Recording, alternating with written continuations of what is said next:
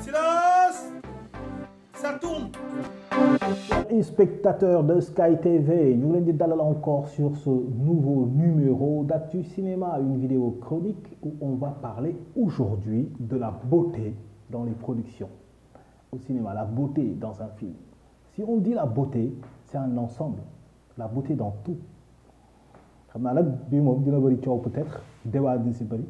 Comme on dit, je suis responsable de ce que je dis, je ne suis pas responsable de ce qu'on comprend. Donc j'espère que je vais arriver à bien m'expliquer pour bien me faire comprendre. La beauté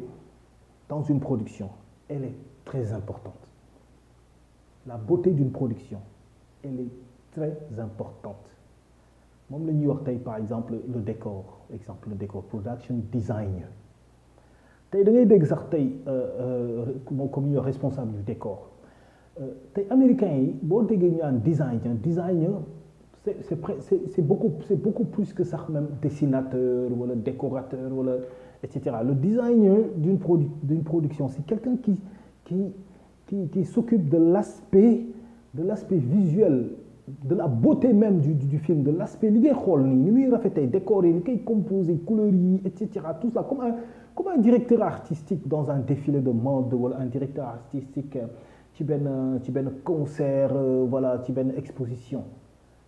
C'est beau. Mais il y a deux choses yi nga xam ni Sénégal bëgg nañ ko léegi et c'est très important, mais benn bi moo nekk débat dinañ ci ñëw. La première chose, la beauté du décor. Ah bah oui. Vous voyez, beaucoup de séries aujourd'hui insistent beaucoup sur la beauté du décor. Le décor attire beaucoup. Le décor attire beaucoup. te ñaari séries, je vais dire bravo à ces deux séries yi nga xam ne elles ont beaucoup attiré mon attention, m'ont beaucoup plu sur le décor. Benn Dérapage, nee naa la man c'est ma série événement, sama série Los Écoles, ak Karma, surtout Karma saison 1, Karma saison 1. Ñaari séries yooyu sont les séries qui m'ont le plus plu en matière de décor. Les autres séries, bien sûr, il y a de très jolis décors, mais nag comme li may wax léegi les gens aiment qu'on parle de concurrence, je ne suis pas dans la concurrence ak bii moo ma gënal bii, c'est pas important. De toute façon kenn fayuma ci dara pour ma waxal la.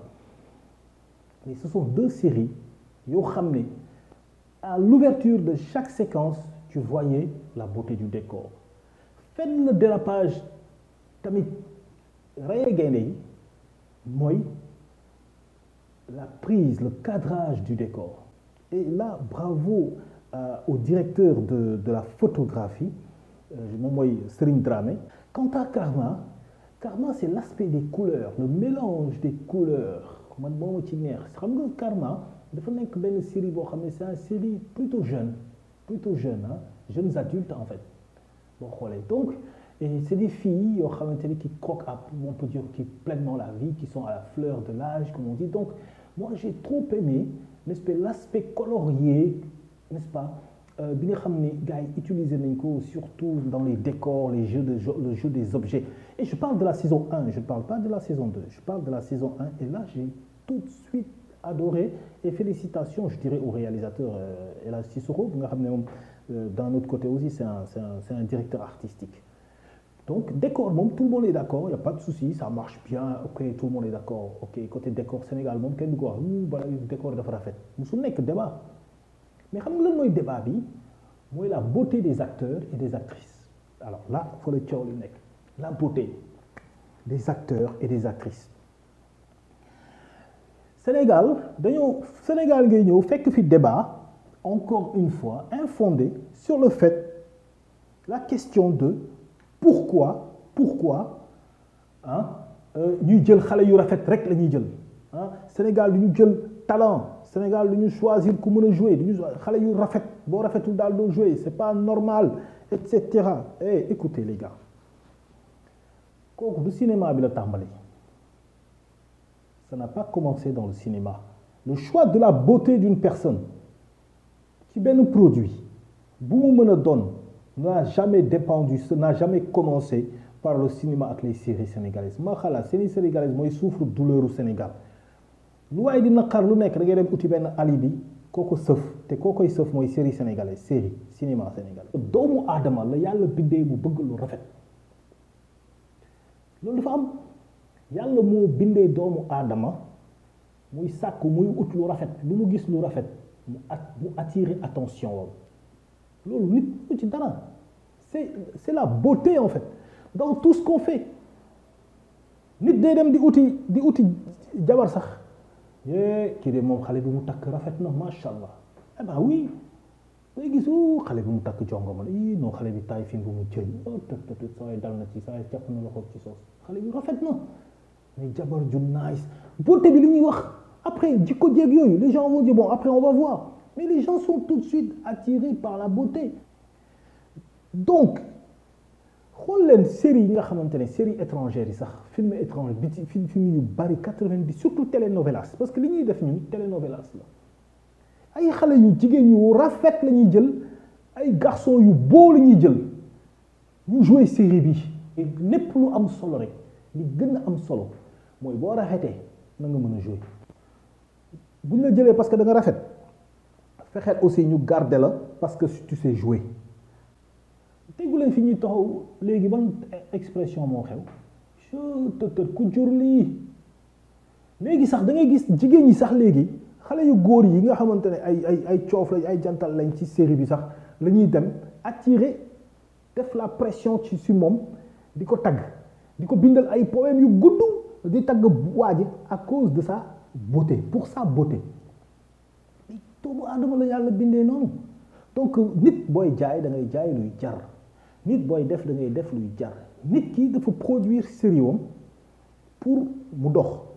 bu produire série bi pour mu dox day utiliser tous les moyens tous les éléments tous les leviers yi nga xam ne boo ko dugalee ay ingrédients boo ko ci dugalee mu attirer le plus de personnes pour ñu seetaan ton histoire mais comme je le rappelle fexeel ba sa histoire intéressante ku ñëw na toog benn da ngay am décor bu rafet nit ñi daw si ne kii décor bi rafet na macha allah nit ñi daw si seetaan ça ne veut pas dire que am na koo xam ne day def décor ne man le décor que je choisis en fonction de mon histoire c'est dans un décor bu rafetul kooku c'est un choix bu mu def choix artistique scénaristique bu mu def waxewuma cadre boobu am na série yoo am na ay films yoo xam ne ça se passe dans un univers de beauté c'est beau c'est rafet par exemple ñu ne la waa ji nii am na xaalis kër gi mu dëkk kër gu rafet la bu extraordinaire et ben oui et pourtant à côté am na benn ci biir personnage yi décor bi muy joué benn décor misérable la décor bu ñàkk la décor bu torox la pourtant c'est dans la même série je ne parle pas de ça je parle dans le choix si tu veux faire une beauté le choix du décor du moment que décor bi nga choisir décor de luxe la nga choisir un luxe extraordinaire bu rafet bien fait foofu laay waxee par exemple karma bi ma doon wax chez boo demee tey par exemple dans un décor comme par exemple je crois que chez Magib tu vois c'est joli c'est pas quelque chose d'extraordinaire mais nu ñu mélanger le gars comment il a fait pour mettre le décor da nga xam ni ça c'est très bien fait c'est très joli et pourtant c'est assez simple assez sobre côté boobu laay waxee nga gis nga dem ci beneen par exemple May fi mu dëkk boo xoolee voilà jàngale et cetera mais elle habite dans une famille démunie ñu wan la que c'est une famille démunie miir yu xoosu et cetera foofu lay waxee quoi donc kii buy choisir danaan man sama série dama siy choisir xale yu rafet laay jël ñu joué ma sama série gars yi ñëw seetaan affaire yi neex gars yi apprécier seetaan histoire bi ay xale yu coofee lay jël ay góor yu coofee lay jël jantal ñu joué ma série bi n'est-ce pas série bi neex gars yi ñëw seetaan et après où est le problème il y a aucun problème il y a aucun problème donc gis nga lan la ne reprochons pas aux gens de choisir de belles filles ñu def ko seeni série bu leen neexee dañu koy def bu ko neexee mu ne man série bi may tourner l'actrice principale elle n'est pas belle ok c'est son choix y a pas de problème mën na am le même succès mën nga am le même succès mais nag gars yi dañuy wax nit daa bëgg lu taaru les gens veulent des femmes de belles femmes te gis nañ ne tey l'histoire nous donne raison à ça en fait série brésilienne, série américaine, série française, série c'est des belles femmes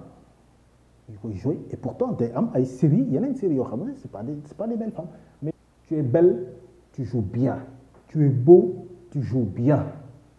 parce que dama lay wax ne production yi nga xam ne dafay basé wu sur la masse mooy ñun production yi def yi nga xam ne ça se base sur la masse c'est-à-dire sur le plus populaire production bi day xool mu dawal benn histoire mu ne ok je prends cette personne là parce que franchement il est très belle oh là là ce jeune homme là il est très beau su ma leen boole moom ça va faire un couple très mignon très joli les gens vont adorer le couple ñu tegal leen benn histoire dramatique histoire d'amour romance ay affaires yooyu mais on se rend compte qu'au fur et à mesure de la série mais il y a la femme là elle est trop belle mais franchement côté jeu elle est nulle ça va pas elle porte pas le rôle elle porte pas l'histoire et la production va dire ben écoutez d'accord on l'avait prise parce qu'elle est très belle mais là ça marche pas il y a trop de critiques négatives l'histoire ne marche pas géré wul carrément affaire bi daal dafa mel ni rôle bi attanu ko et gars yi xam ñu def nañ jël beneen femme ñu taf ko ci wet gi comme ça ñu détourner histoire bi tuuti ñu xool ne le mec là ñu ngi commencé gis beneen gel mu nekk benn concurrence ñu jéem a xool ñu dugal gel boobu tamit day rafet ñu dugal ko nga gis people bi commencé bàyyi gel première actrice principale bi ñu andi woon ñu commencé koo tegee na le di concentré wu ci histoire bi foofu production bi mi ngi lay commencé delloo ginnaaw parce que dafa yaakaar ne yow en plus de ta beauté tu sais jouer et tu rapportes pas ce qu'il faut comme je le dis toujours les gars il y a aucun rôle boo xam ne c'est un rôle fixe indéniable inenlevable dans ce milieu de la production sénégalaise c'est un conseil que je vous donne très sincèrement prenez-le comme vous voulez pensez ce que vous voulez il y en a marre d'avoir des états d'âme je vous dis la vérité directe il y a aucun rôle ici bu fixe bu mënut a dañ à l'exception de rôles très très très principaux à l'exception de quelques rôles très principaux yoo xam ni dañuy xam ne série bi diw moo ko taxa bu sans cette personne-là la série n'a pas sa raison d'être loolu bariwul série yi ko am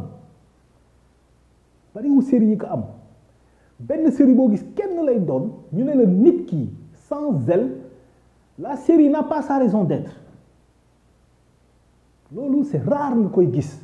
te même cette personne-là bu ñu la mënul dindi tamit dinañu la bàyyi ci biir dem développer yeneen i histoire parce que production bi li ko intéressé mooy comment rassembler le plus de spectateurs possible autour de sa série si on te choisit parce que tu es belle alors tu dois très bien jouer ton rôle pour mériter le poste ou en plus d'être belle elle est super excellente une excellente actrice surtout xale bi ni mu rafetee noonu la mën a jouer buy jouer sax da ngay fàtte ne dafa rafet c'est ça qu'il faut viser oh ce jeune homme là il est trop beau il est trop classe c'est un gentleman c'est franchement avec la coupe parfaite etc mais en plus c'est un excellent acteur c'est ça que vous devez viser chers acteurs yéen les comédiens qui voulez jouer ne vous basez pas sur la beauté pour laquelle on vous a choisi boo rafetee production bi tànn la parce que da nga rafet fexeel nekk waaw rafet naa de yàlla ma ko mayu ma ko sama bopp waaye nag dinaa jouer loo xamante ne di nga fàtte sama taar c'est ça l'astuce mais aussi c'est ça le piège ne pensez jamais que vous êtes indispensable dans une série bu mu mën a doon biir série sénégalaise man damay wax je vous dis la vérité parce que li ma yéene sama bopp laa yéene ñëpp que qu'aucun acteur ne pense bu ngeen di dem ci production bu mu mën a doon jàpp leen ne vous n'êtes pas indispensable loolu mooy tax ngeen mën a concentré wu ci seen personnage loolu moo tax ngeen mën a concentré wu ci seen jeu xaaral ma jouer lu baax parce que série promotion la xanaa xamuloo remarqué wu leen loolu vous n'avez pas remarqué que les séries sénégalaises surtout et c'est même pas les séries je dis séries on passe sénégalaise mais àddina bi yëpp noonu lay doxee n'avez-vous pas remarqué lorsqu'il s'agit de séries c'est une affaire de promotion d'appréciation et de dépréciation c'est-à-dire plus tu joues bien plus les gens t'aiment plus on te remonte vous voyez mais moins tu joues bien surul daal yaa ngi franchement yow daal nekkoo quoi taxawoo carrément daal nga gis sa histoire di wàññeeku daal sa histoire di wàññeeku da ngay dem ba yàgg tu te retrouves à la position de figurante ba nga naan man nekkee si laa mujj mais je vous assure bëri na mën naa tudd ay tur yu bëri mais Sénégal lañ nekk koo tudd turam du xool lu jub day xool ne yaa ngi koy dingat mën naa leen tuddal ay tur yu bëri yoo xam ne nit ñi bi ñuy tàmbali série bi figurant lañ fa nekkoon wala ay silhouette lañ doon joué mais ñu jógee fa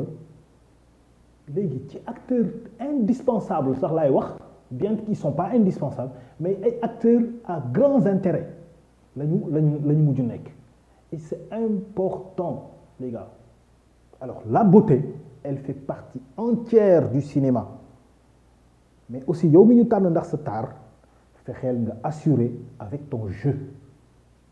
À bientôt pour une nouvelle vidéo d'Actu Cinéma. Ciao. Ouf. Silence. Ça tourne.